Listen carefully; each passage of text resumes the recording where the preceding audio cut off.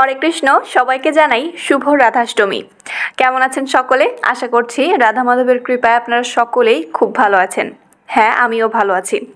আজ আমরা শ্রীমদ্ ভগবদ গীতা যথাযথের প্রথম অধ্যায় বিষাদ যোগের শ্লোক 36 নিয়ে আলোচনা করব। চলুন শ্লোকটি প্রথমে শুনে নিই।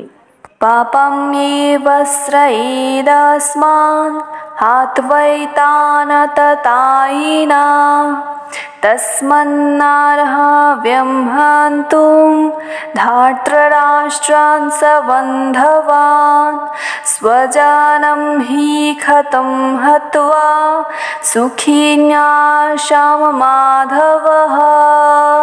অনুবাদ: অর্জুন বলছে, এই ধরনের আততায়ীদের বধ করলে মহাপাপ আমাদেরকে আচ্ছন্ন করবে। সুতরাং বন্ধুবান্ধব সহ ধৃতরাষ্ট্রের পুত্রদের সংহার করা আমাদের পক্ষে অবশ্যই উচিত হবে না। হে মাধব, লক্ষ্মীপতি শ্রীকৃষ্ণ, আত্মীয় স্বজনদের হত্যা করে আমাদের কি লাভ হবে, আর তা থেকে আমরা কেমন করে সুখী হব?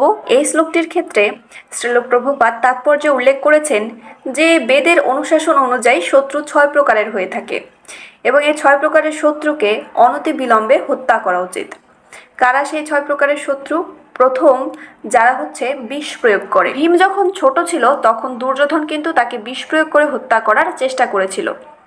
এরপরে দ্বিতীয় বলছে, যে ঘরে আগুন লাগায়। আমরা জানি দুর্যোধন লাক্ষাগৃহে আগুন লাগিয়ে পাণ্ডবদেরকে হত্যা করার চেষ্টা করেছিল। তারপরে তৃতীয় নম্বরে বলা হচ্ছে, যে মারাত্মক অস্ত্র দিয়ে আক্রমণ করে।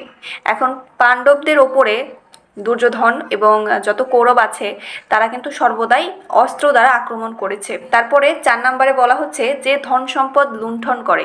যখন পাশা খেলা হয়েছিল তখন অন্যায়ভাবে যুধিষ্ঠিরকে হারিয়ে তার সকল ধন সম্পদ লুণ্ঠন করেছিল কৌরবেরা। এরপরে বলা হচ্ছে যে অন্যের জমি দখল করে। পাণ্ডবদের জমি কিন্তু অনেকবারই দখল করেছে কৌরবেরা, তাও অন্যায়ভাবে। ষষ্ঠ এবং সর্বশেষ যেটি বলা হয়েছে তা হচ্ছে, যে বিবাহিত স্ত্রীকে হরণ করে। এখানে দুটি কথা বলা যেতে পারে। প্রথম, পাশা খেলার পরপরই যখন দ্রৌপদীর বস্ত্র হরণের চেষ্টা করা হয় তখন তাকে অপমান করা হয়, এবং যখন পাণ্ডবেরা বনবাসে ছিল তখন দ্রৌপদীকে হরণ করার চেষ্টা করেছিল জয়দ্রথ। তো কৌরব পক্ষে এই সকল পাপীরা ছিল এবং আমাদের বেদে শাস্ত্রে বলা হয়েছে যে এই ধরনের পাপীদেরকে অনতিবিলম্বে হত্যা করা উচিত।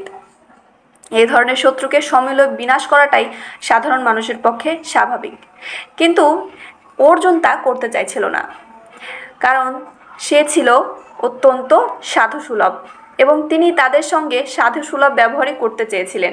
কিন্তু এই ধরনের সাধুসুলভ ব্যবহার ক্ষত্রিয়দের জন্য নয়। উচ্চপদস্থ রাজপুরুষকে সাধুর মতোই ধীর স্থির শান্ত ও সংযত হতে হয়। তাই বলে তাকে কাপুরুষ বললে কিন্তু চলবে না। আমরা ভগবান শ্রীরামচন্দ্রের রামায়ণ পড়লে কিন্তু জানতে পারি যে শ্রীরাম ছিলেন অত্যন্ত সাধু প্রকৃতির মানুষ, কিন্তু যখন সেই রাবণ তার স্ত্রীকে হরণ করে নিয়ে গিয়েছিল তখন কিন্তু শ্রীরাম তাকে ক্ষমা করেননি, বরং তিনি তাকে শাস্তি দিয়েছিলেন, এবং এমন শাস্তি দিয়েছিলেন যা পৃথিবীর ইতিহাসে কিন্তু বিরল হয়ে আছে। অর্জুনের ক্ষেত্রে অবশ্য আমরা দেখতে পাই যে এখানে বিশেষ ধরনের শত্রু আছে। পিতামহ, শিক্ষক, ভাই, বন্ধু এরা সকলেই তার শত্রু হবার ফলে সাধারণ শত্রুদের প্রতি যেরকম আচরণ করতে হয় তা অর্জুন কিন্তু করতে পারছিল না। আর এখানে অর্জুন ভগবানকে মাধব বলে সম্বোধন করেছে।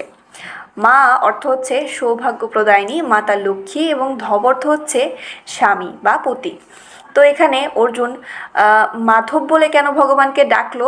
এর কারণ হলো অর্জুন ভগবানকে মাধব বলে ডেকে বুঝিয়ে দিলেন যে তিনি হচ্ছেন সৌভাগ্যের অধিষ্ঠাত্রী, লক্ষ্মী দেবীর পতি। তাই অর্জুনকে এমন কোনো কার্যে প্ররোচিত করা তার কর্তব্য নয় যার পরিণতি হবে দুর্ভাগ্যজনক।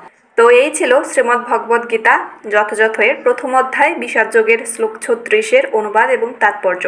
কেমন লাগলো ভিডিওটি জানাবেন, এবং নিয়মিত আমাদের চ্যানেলে ভগবদ গীতার একটি করে শ্লোক পোস্ট করা হয়, ফলো দিয়ে রাখতে পারেন।